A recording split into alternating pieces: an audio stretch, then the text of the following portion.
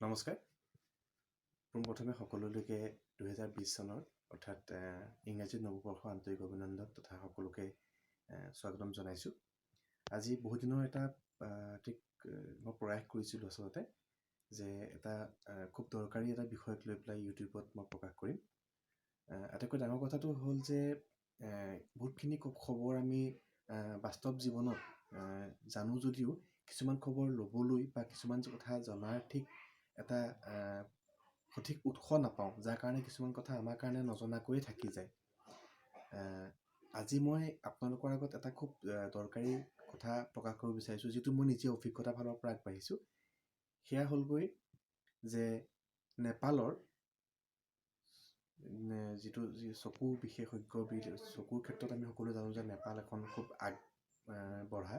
গতিকে অসমৰ পৰা বিশেষকৈ যোৰহাট জিলাৰ পৰা কেনেকৈ নেপাল পাবগৈ পাৰিব বা নেপালত গৈ কেনেকৈ ক'ত চকুৰ সম্বন্ধীয় বস্তুবিলাক ডক্টৰৰ সৈতে পৰামৰ্শ ল'ব পাৰিব, সেই সম্পৰ্কে মই আপোনালোকৰ আগত প্ৰকাশ কৰিম। কিন্তু তাৰ আগতে আপোনালোক সকলোকে অনুৰোধ কৰিছোঁ যে মোৰ এই ইউটিউব চেনেলটো আপোনালোকে ছাবস্ক্ৰাইব কৰিব আৰু যিটো বেল আইকনটো আছে সেইটো দবাই দিব, যাতে মোৰ ভিডিঅ' আপোনালোকে সকলোকে আগতে পাব পাৰে।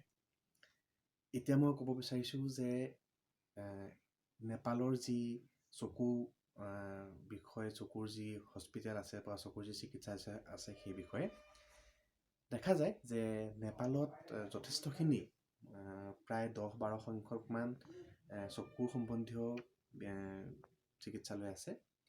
কিন্তু মই ব্যক্তিগতভাৱে মই ক'ব বিচাৰিছোঁ যে সকলোখিনি হস্পিটেলতকৈ দুখন হস্পিটেলৰ নাম আছে বা দুখন হস্পিটেলৰ লগত মই জড়িত হৈ মই এই বিষয়ে ক'ব বিচাৰিছোঁ। কিন্তু আজি মই আপোনালোকৰ আগত কেৱল মেচি চকু চিকিৎসালয়ৰ বিষয়েহে অৱগত কৰিম, যিখন চিকিৎসালয় 7খন দেশৰ বিষয়ববীয়াসকলৰ সৈতে মিলিত হৈ এটা ট্ৰাষ্টি হিচাপে স্থাপন কৰা হৈছিলে।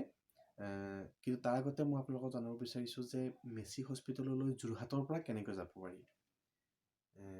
যোৰহাটৰ পৰা যদি চাবলৈ যায়, যোৰহাটৰ খুব ওচৰতে আছে মৰিয়নি ষ্টেচন। গতিকে মৰিয়নি ষ্টেচনৰ পৰা আপোনালোকে যিকোনো ট্ৰেইনেৰে নিউ জলপাইগুৰি ষ্টেচনলৈকে যোৱাৰ টিকেট কৰিব লাগিব।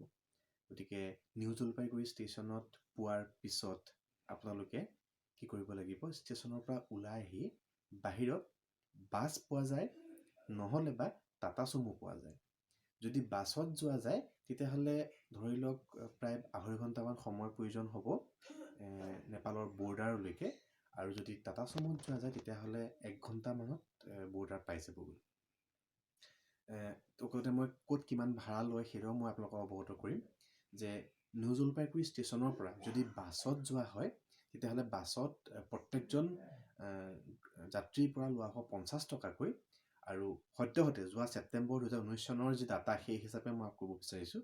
আৰু যদি টাটা চুমুত যোৱা হয় তেতিয়াহ'লে প্ৰত্যেকজন যাত্ৰীৰ পৰা লোৱা হয় 150 টকাকৈ। এতিয়া ক'ব বিচাৰিছোঁ যে ক'লৈকে যোৱা হ'ব। নিউ জলপাইগুৰি ষ্টেচনৰ পৰা অলপ আগুৱাই আহিয়েই বাছ ৰৈ থাকে। বাছত উঠি আপোনালোকে যাব লাগিব পানী টেংকি নামৰ এডোখৰ জেগালৈ। অৰ্থাৎ বাছক আপুনি ক'ব লাগিব যে আমি পানী টেংকিত নামিম, কাৰণ বাছখন আৰু আগুৱাই যাবগৈ, আমাক সেইখিনি প্ৰয়োজন নাই, গতিকে পানী টেংকিত আমি নামিব লাগিব। এতিয়া পানী টেংকিত সেয়া নমাৰ পিছত তাত বেটেৰী ৰিক্সা বা ই ৰিক্সা তাত খুব প্ৰচুৰ পৰিমাণে পোৱা যায়। গতিকে সেই ই ৰিক্সা বা বেটেৰী ৰিক্সাত আপোনালোকে উঠিব লাগিব, আৰু উঠি মেচি যিখন নদী, অৰ্থাৎ ভাৰত আৰু নেপালৰ যি সীমা, সেই সীমা মেচি নদীয়ে দুভাগ কৰিছে। গতিকে মেচি নদীখন ই ৰিক্সাই পাৰ কৰি দিব, আৰু ই ৰিক্সাই পাৰ কৰাৰ বিনিময়ত প্ৰত্যেকজন যাত্ৰীৰ পৰা ভাড়া লয় 10 টকাকৈ। আমাৰ ভাৰতৰ যি মূল্য সেই হিচাপে 10 টকাকৈ লয়। তেওঁলোকে 10 টকাত মেচি নদীখন পাৰ কৰি দিব। পাৰ কৰি দিয়াৰ পিছত আমাক তেওঁলোকে নমাই দিব। তাৰপিছত যি আমাৰ নেপালৰ যি সৈনিকসকল আছে তেওঁলোকে, বা নেপালৰ যি সুৰক্ষা বিভাগ, তেওঁলোকে এটা ঘৰৰ মাজেদি যাত্ৰীসকলক লৈ যাবলৈ প্ৰকাশ কৰে বা লৈ যাবলৈ কয়, যাৰ বিনিময়ত সেই ঘৰটোৰ ভিতৰত বেগবিলাক এক্সৰে কৰা হয় বা স্কেন কৰা হয় বা বডি চেকআপো কৰা হয়। তো সেইখিনি যিখিনি তেওঁলোকৰ ফৰ্মেলিটিজখিনি সেইখিনি ফিল আপ কৰাৰ পিছত যিডোখৰ জেগাত আমি পামগৈ সেইডোখৰ জেগা কোৱা হয় কাকাৰ ভিটা। আকৌ কৈছোঁ সেইডোখৰ জেগাৰ নাম কাকাৰ ভিটা। তো কাকাৰ ভিটা পোৱাৰ লগে লগে তাৰ পৰা মেচি হস্পিটেললৈ যাবলৈ আৰু এখন গাড়ী ধৰিব লাগিব। তাত দুটা সুবিধা আছে, টাটা মেজিক পোৱা যায় নহ'লে বা বাছ পোৱা যায়। যদি মেজিকত যোৱা যায় তেতিয়াহ'লে আপোনালোকে একদম গৈ মেচি হস্পিটেলৰ সন্মুখত গৈ ওলাবগৈ পাৰিব। কিন্তু যদি বাছত কেনেবাকৈ যায় তেতিয়াহ'লে বাছত যাবলৈ হ'লে বিৰটা মোড নামৰ জেগাডোখৰত নামিব লাগিব।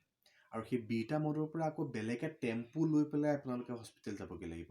গতিকে পৰাপক্ষত যদি আপোনালোকৰ হাতত সময় খুবেই কম থাকে, গতিকে হস্পিটেললৈ যাবলৈ হ'লে আপুনি বাছ বাদ দি টাটা মেজিকত যাবলৈ চিন্তা কৰিব। টাটা মেজিকত আপোনালোকে টাটা মেজিকৰ ড্ৰাইভাৰজনক আপোনালোকে ক'ব লাগিব যে মই সৈনিক মূৰলৈ যাম, যি নেকি সৈনিক মূৰৰ ওচৰতে মেচি আই হস্পিটেল আছে, সেই হস্পিটেললৈ যাম, সেই বুলি আপোনালোকে টাটা মেজিকৰ ড্ৰাইভাৰজনক ক'ব লাগিব। আৰু সেই কাকাৰ ভিটা নামৰ যিডোখৰ জেগাত মেজিকবোৰ ৰৈ থাকে, তাত সেই জেগাডোখৰৰ পৰা মেচি চকু চিকিৎসালয়লৈ যাবলৈ প্ৰায় সময় লাগিব আপোনাক 1 ঘণ্টা 15 মিনিট বা 1.5 ঘণ্টা। গতিকে সেই 1 ঘণ্টা বা 1.5 ঘণ্টাৰ বিনিময়ত ভাড়া ল'ব প্ৰত্যেকজন যাত্ৰীৰ পৰা 30 টকাকৈ। গতিকে সেইখিনি মই আপোনালোকৰ আগত ক'ব বিচাৰিছোঁ যে ইতিমধ্যে পানী টেংকি পালেগৈ। পানী টেংকিৰ পৰা আকৌ মেচি নদীখন পাৰ কৰি দিলে বেটেৰী ৰিক্সাই। বেটেৰী ৰিক্সাৰ পৰা কাকাৰ ভিটা নামৰ যিডোখৰ জেগাত পালেগৈ, কাকাৰ ভিটাৰ পৰা টাটা মেজিকত আপোনালোকে পাবগৈ লাগিব সৈনিক মূৰ। আৰু সৈনিক মূৰত মেচি হস্পিটেলৰ সন্মুখতে টাটা মেজিকখন ৰখাই দিব। আৰু তাত সেইখনৰ সন্মুখতে মেচি হস্পিটেলৰ সন্মুখতে প্ৰায় 10-12খনমান বিভিন্ন থাকিব পৰা ভাল হোটেল পোৱা যায়। আৰু হোটেলবিলাকৰ দামো মই লগতে ক'ব বিচাৰিছোঁ যে প্ৰত্যেকটো হোটেলত এৰাতি 2খন বিচনা থকা এটা কোঠাৰ দাম মাত্ৰ 250 টকা, যথেষ্ট সস্তা। বাকী মেচি হস্পিটেলত কেনেকৈ কি যোগাযোগ কৰিব লাগিব বা মেচি হস্পিটেলত কেনেকৈ দেখুৱাব লাগিব সেই সম্পৰ্কে মই মোৰ পিছৰটো ভিডিঅ'ত আপোনালোকৰ আগত প্ৰকাশ কৰিম।